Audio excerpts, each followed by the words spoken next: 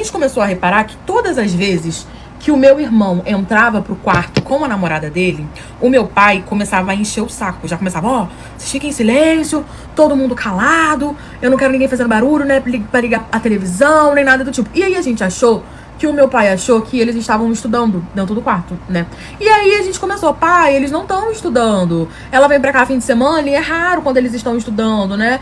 Eles não estão estudando, pai. Eles estão namorando. Só que quando a gente falava isso, meu pai não falava nada. E aí a minha mãe começou a achar aquilo estranho, comentou comigo. E eu falei, mãe, a gente tem que começar a observar pra poder ver o que estava acontecendo. Só que a gente, inocente, falou com o meu irmão que o meu pai não deixava a gente fazer barulho. Tipo, gente, se a gente batesse uma panela, ele já gritava do quarto reclamando. E aí o meu irmão falou com ele, pai, você não precisa se preocupar com barulho, porque a gente não tá estudando, a gente não tá, né, dormindo. Pô, a gente tá namorando, né? Meu irmão já era velho também. E aí meu pai falou que não, que tudo bem, mas que ele não queria que fizesse barulho. E aí a gente não tava entendendo por quê. E aí eu comecei a reparar que a segunda coisa que ele fazia era assim, o quarto do meu irmão ficava do lado do quarto da minha mãe. Né, o que o meu irmão já tinha pedido pra mudar desde que ele começou a namorar, porque ele tava fazendo lá um vuc-vuc, fazia barulho, e era do quarto do lado do meu pai e da minha mãe, e ele não queria, e tinha um quarto sobrando, e ele queria se mudar pra esse quarto, só que o meu pai não deixou. Meu pai falou que não, que ia ter que dar muito trabalho, que era só ele namorar em silêncio, que não sei o que, não sei o que lá, enfim, meu pai não autorizou, só que é aquilo, né, gente, a gente tenta namorar no silêncio, mas na empolgação as coisas acabam acontecendo, e às vezes a gente tava lá na sala e escutava. Quem dirá no quarto, né, no quarto do lado. Só que a minha mãe e meu pai nunca se importaram com isso. Eles eram, tipo, liberal, gente. Faz debaixo do meu teto que é melhor do que ficar fazendo na rua. Então a gente cresceu assim.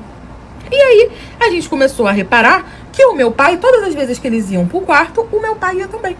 Meu pai ia pro quarto dele, né, com a minha mãe tava fazendo as coisas, comida, coisa do tipo.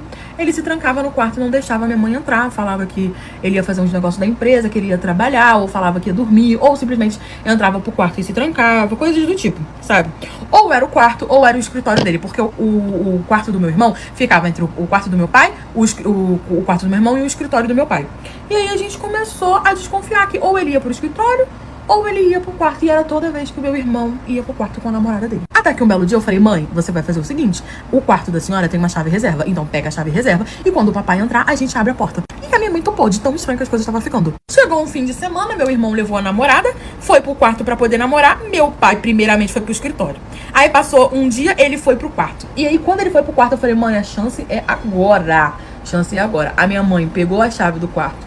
Assim que o meu pai foi pro quarto, que ele trancou a porta, eu falei, vamos esperar um pouquinho e a gente entra. Gente,